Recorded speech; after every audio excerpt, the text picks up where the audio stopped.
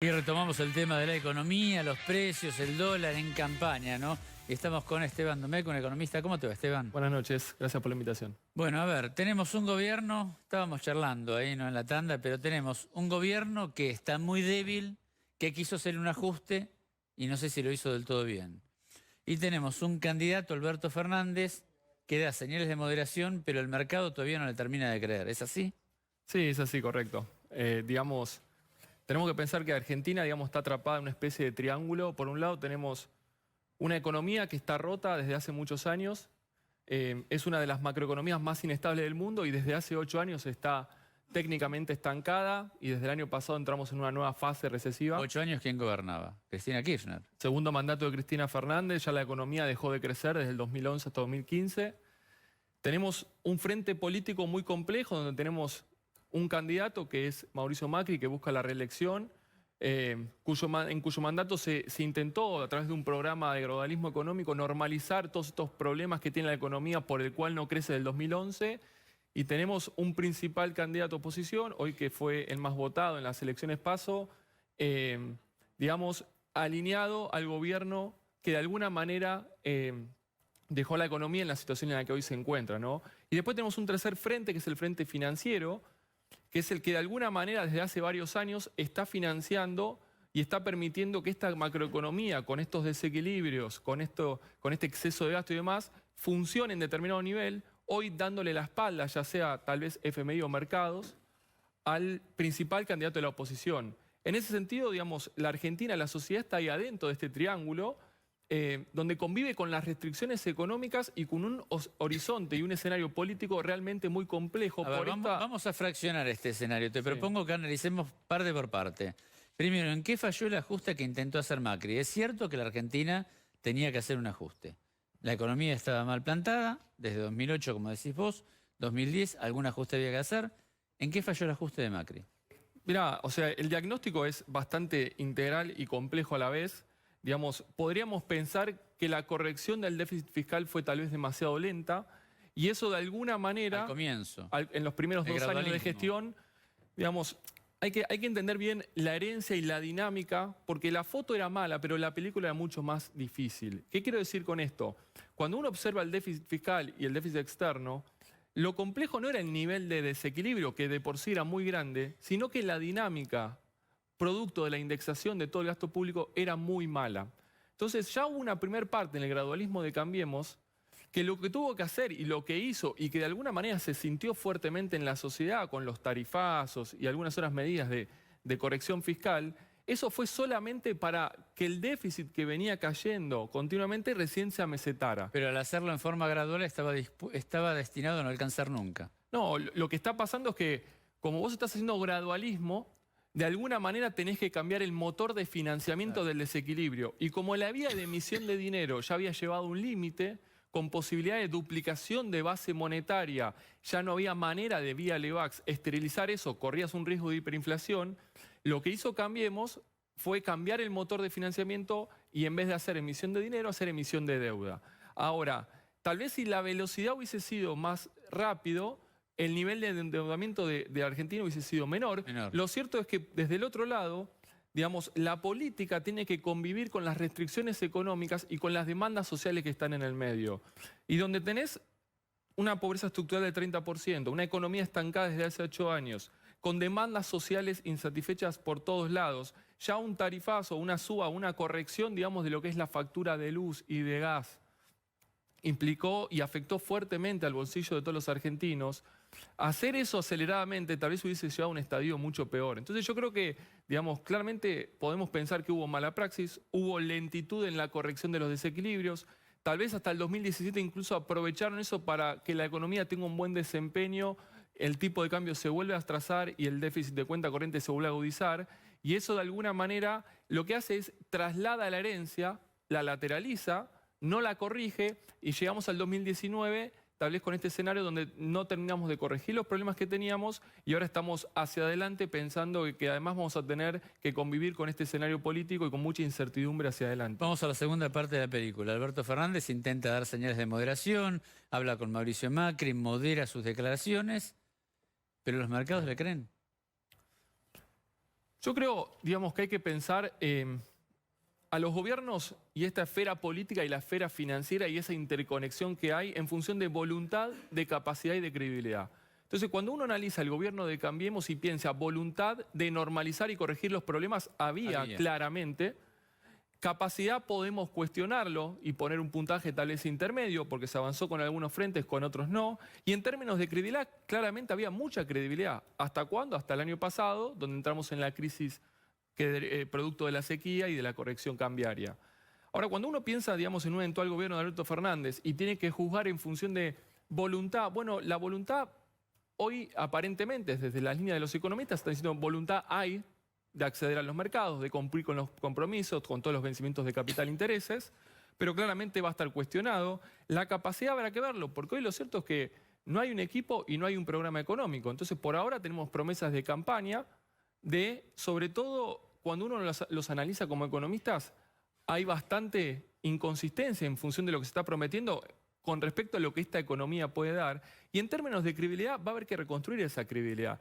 O sea, lo más probable es que los gobiernos, por lo menos los primeros meses y tal vez años, le den la espalda. Y ahí es un tema bastante crítico. Estamos hablando de un 2020 difícil. En términos de financiamiento, sí. Y sin financiamiento, la política va a tener que tener mucha perspicacia para que el ajuste macroeconómico no sea por las malas. Argentina hace 1 año y medio que está en recesión, recién hablábamos. Sí, la economía argentina entró fuertemente en recesión en el segundo trimestre del año pasado, vino transitando piso desde noviembre y ahora con este shock electoral el piso se va a quebrar y nuevamente vamos a entrar en una especie de caída, digamos, hacia abajo. O sea, en diciembre prácticamente vamos a tener 1 año y medio de recesión. Sí. ¿Y el año próximo también va a ser recesivo? Dependerá de qué es lo que suceda con las elecciones y qué es lo que suceda con la implementación de un nuevo programa económico, ya sea a través de un gobierno de Mauricio Macri o de Alberto Fernández.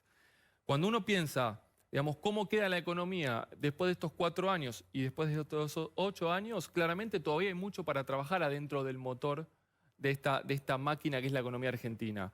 Entonces, primero hay que ponerse a trabajar sobre eso. Argentina tiene problemas ahí estructurales y de largo plazo, pero después además el ciclo político va a afectar muy fuertemente todos estos meses del frente financiero. Esto es dólar, reservas, tasa de interés, inflación, LELIQs, agregados monetarios, etcétera, y eso va a ser una agenda de muy corto plazo. En la medida que la agenda de corto plazo no se pueda trabajar y resolver y despejar, digamos, claramente vamos a tener un 2020 relativamente bastante complejo, diría yo. Esteban, te llevo de la macro a la micro, hablemos un poquito de las medidas económicas de Macri, esta que produce impacto en el bolsillo, o si tal vez lo produce o no, no sabemos.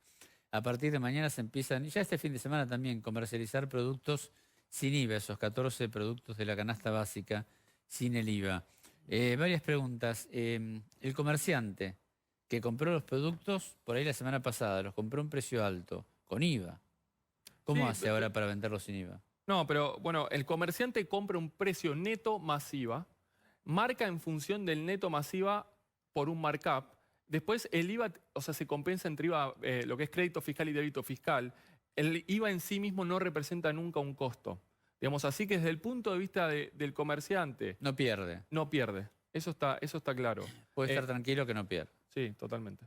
Puede cumplir entonces con la rebaja del IVA. Sí, totalmente. Habrá que ver si hay un comerciante que está estrictamente abocado a alguno de estos productos, porque yo pienso en un supermercado, en un comercio, en un almacén, tiene una canasta de productos y muchos de ellos ahora han quedado desafectados del IVA, otros tantos no. Sí, 2.000 va a estar 3.000, compensando más o menos. el IVA compras con el IVA ventas con todos los productos que vende con IVA, ¿no? Claro, que son muchísimos más. Sí, Porque obviamente. Sí. 14 productos de todas las marcas Sí. son 2.000 asignaciones más o menos, Sí. pero venden muchísimas más. ¿Lo va a sentir la gente? Digamos, la gente lo que va a estar sintiendo en este momento va a ser, por un lado, los efectos de todos estos paliativos, como vos bien mencionabas, congelamiento de las naftas, reducción del IVA, el aumento del mínimo no imponible de ganancias y demás. Eso le va a estar jugando a favor, pero lo cierto es que el movimiento cambiario de la semana pasada va a generar una aceleración de la inflación y una nueva contracción del salario real. ¿Cuánto? Todavía es difícil saber, porque estamos en un momento donde el tipo de cambio todavía se movió mucho. Yo creo que esta semana va a ser clave en términos de estabilidad. Nosotros tenemos que analizar dos cosas. ¿Cuánto sube y cuánto se mueve? Una vez que se deja de mover, ahí las listas de precios se terminan de marcar. Hoy tenemos muchos muchas empresas que todavía están con parálisis. Sí, de lo importante no es el nivel del dólar, sino la volatilidad Son las del dos dólar. cosas. Las dos cosas, Las dos obviamente, pero también la volatilidad del dólar. Exactamente. Porque ahí perdés todos los precios, no hay precio. Y lo que genera la volatilidad es una parálisis. O sea, tenemos dos efectos. Por un lado va a subir, por otro lado, mientras se mueva, no muestro listas de precios, mientras no tengo precios, no vendo, y eso genera una contracción adicional en la economía.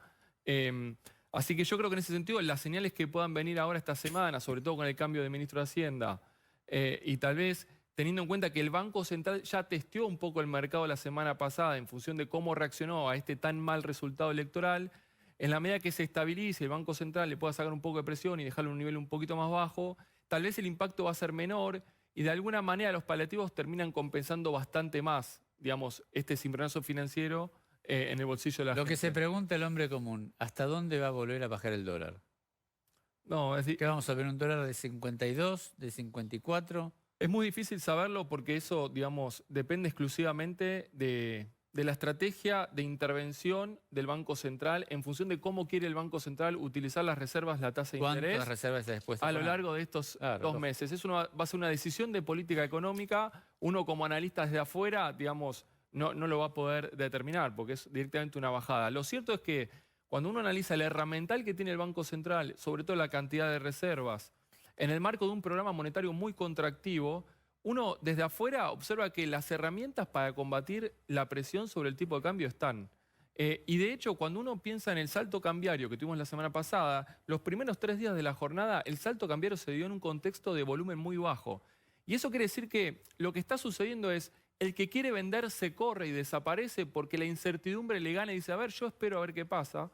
Y no tanto con lo que es un empujón, un push de demanda, que se explica principalmente con una corrida generalizada de todos los argentinos o inversores yendo a comprar dólares. En ese marco, digamos, yo creo que el Banco Central tiene una oportunidad de estabilizarlo y tiene una oportunidad de estabilizarlo más abajo. Habrá que ver si esa es parte de la decisión dentro del marco de un programa, digamos, diría yo, de transición electoral, un programa económico-financiero de transición electoral hasta que después en diciembre o cuando tengamos el resultado se pueda activar otro tipo de programa y medidas.